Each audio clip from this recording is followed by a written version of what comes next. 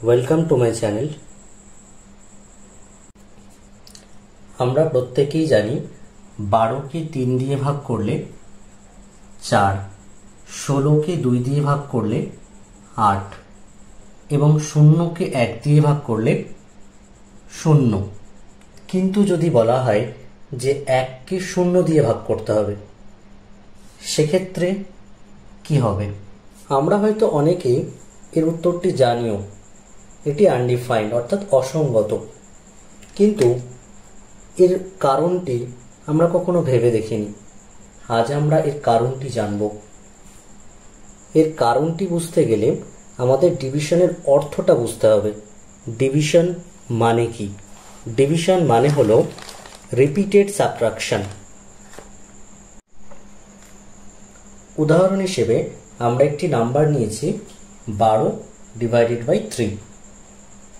এর মানে হলো আমরা ততক্ষণ বিয়োগ করতে থাকবো যতক্ষণ না এটির ভ্যালু 0 হচ্ছে। যেমন 12 -3 -3 -3 -3 ইকুয়াল 0। অর্থাৎ 12 থেকে 4 বার 3 বিয়োগ করলে বিয়োগফল 0 হয়। তাই 12 ডিভাইডেড বাই 3 ইকুয়াল 4। কিন্তু 1 ডিভাইডেড বাই 0 এক্ষেত্রে কি হবে? 1 থেকে আমরা যতগুলোই 0 বিয়োগ করি না কেন, কখনোই এটির ভ্যালু 0 হতে পারে না। কিন্তু যদি আমরা ধরে নিই যে 1 থেকে ইনফিনিটিভ সংখ্যক 0 বিয়োগ করলে এর ভ্যালুটা 0 হচ্ছে, তাহলে লেখা যেতে পারে 1 divided by 0 equal infinitive.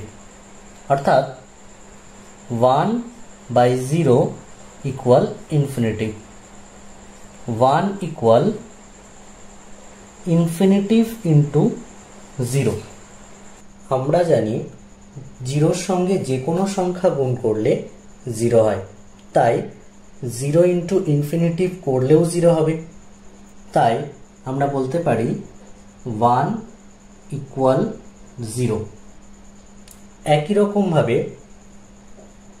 2 equal 0 হতে পারে। এখন এই দুটি থেকে বলা যেতে পারে 1 ইকুয়াল 2, যেটা কোনোদিনই সম্ভব না। তাহলে এটা এরকম আসলো কেন? কারণ আমরা 1 ডিভাইডেড বাই 0 ইকুয়াল ইনফিনিটিভ ধরেছিলাম। এখন এটা যদি সম্ভব না হয়, তাহলে এটাও সম্ভব না, অর্থাৎ এটি অসঙ্গত। সুতরাং আমরা বলতে পারি যে 1 ডিভাইডেড বাই 0 এটি অসঙ্গত। আমরা পজিটিভ নাম্বারগুলো নিয়ে 1 ডিভাইডেড বাই 0 করে দেখলাম এটি অসঙ্গত।